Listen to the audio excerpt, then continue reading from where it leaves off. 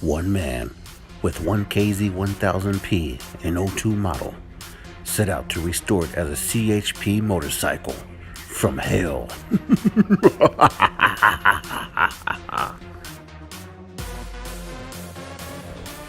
What's up, everyone? So, well, I've decided to go ahead and take the tank off the motorcycle, the old KZ1000P, because I found someone here that can match the paint that I have, the original paint color and paint scheme. And I'm going to go ahead and strip it down with this stripper I got from Home Depot. I wanted to use aircraft remover, but my Home Depot does not sell aircraft remover, which I think is by far the best. But this is working actually pretty good, and this only took me about, I would say about 20 minutes to get all the paint off.